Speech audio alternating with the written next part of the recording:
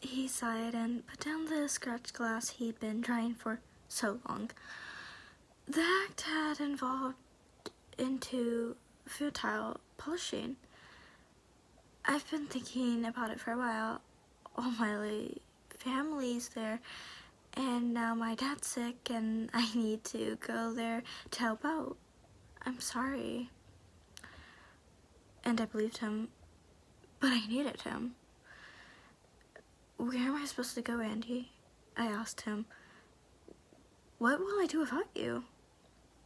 Go home, he said, then sighed again, this time with utter defeat in his voice.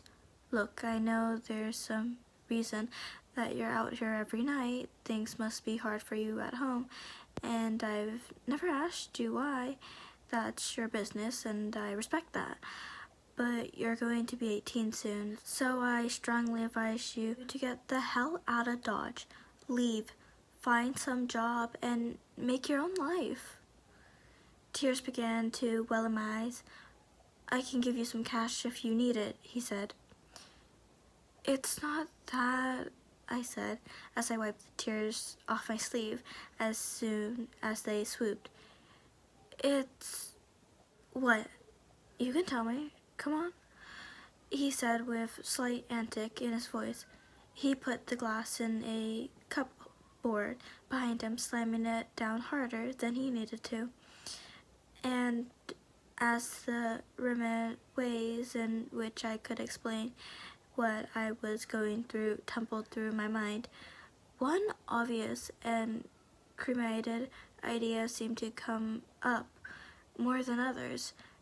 I hadn't thought to put it into words before, but this particular word was, in its ridiculousness, perfect. I'm cursed, Andy, I said. For a moment, it seemed like he stopped breathing, and his eyes looked like they were assessing me in the same way he assessed his real whiskey-drinking peasants for signs to cut them off. Cursed, he answered finally. And that was enough acknowledgement for me to spill my guts out. I told him everything, and when I was done, I felt embarrassed, crazy even, but also a little bit lighter. Andy was quiet for a while after that. I dared not to look at him. I wanted him to process what I told him, give him the chance to make up his mind on his own, I meant. It was a crazy idea, and anything more I'd say would only strengthen that disbelief he held. So I let him stir.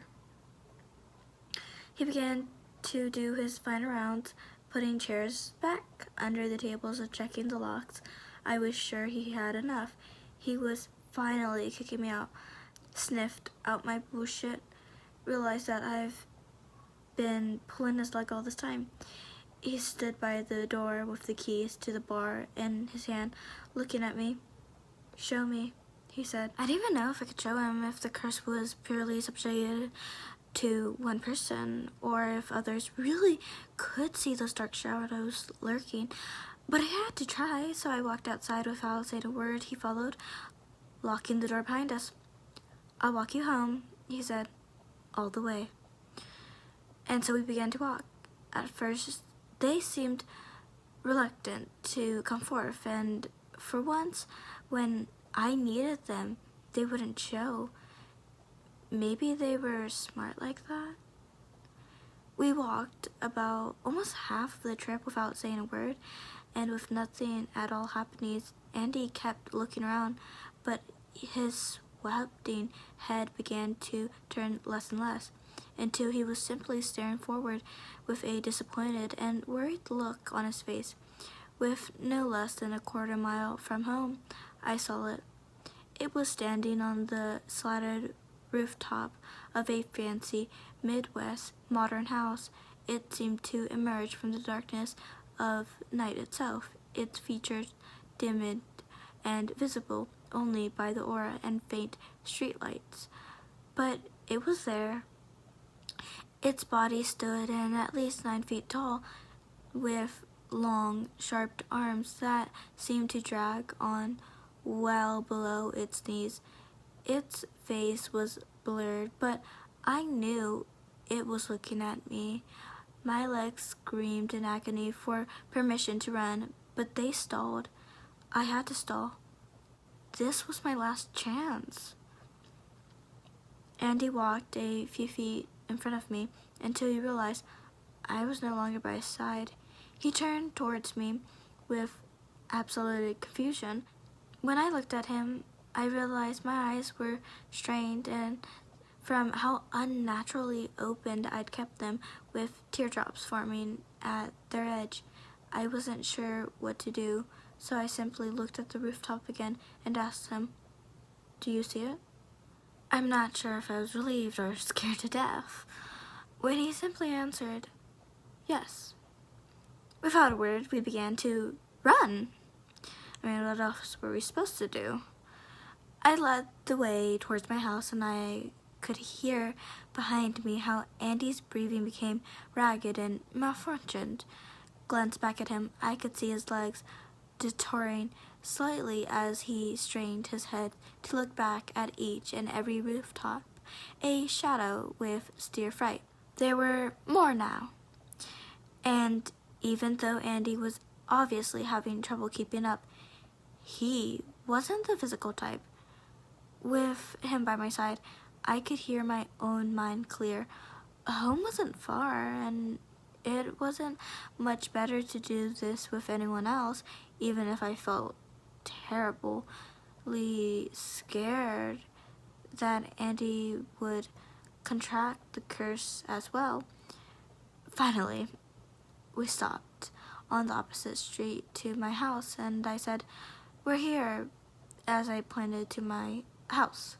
And he sat down on the curb. He was breathing so hard at that moment that I thought he died. "Come on, you can come inside. Let's go, Andy," I said, and we hadn't seen anything out of the ordinary for the last stretch of our run, but that left me with the yawning curiosity of them catching up. Andy's breath finally normalized enough for him to speak. "That's your parents' home?" "Yeah?" he asked. "Yeah." "And are they home?" "Yeah." "Come on, let's go, Andy. They'll catch up." "And how do we explain you coming home with a muddly middle-aged man in the morning?" That was a fair question, and one with no obvious good answer. But I didn't care. That explanation was going to be better than sitting down waiting for those things to catch up with us. "We'd pretend I snuck out to go drink at your bar, and you ID'd me and found out I was underage, so you brought me home to tell my parents, and I hurried." Andy got up and said, "That's not going to work for a number of reasons. But listen," he said. His voice sheared off the fringes of fright to make way for something serious. Andy looked around the rooftops and the shadowy lawns, giving an extra second or two to evaluate the long road behind us. Then he turned to me, and then he clapped my face between his hands, which had thick capsules that scratched on my cheeks. "I believe you. You're cursed. I thought you were making it up. But as we ran here, I thought about it and what it means. I know you're not lying. Now, we probably don't have much time, and I'm not coming inside your home. So I need you to listen to me very carefully." He let go of my face, and I nodded, giving him my full attention. "Do you know where or how you got it from?" The curse, he said.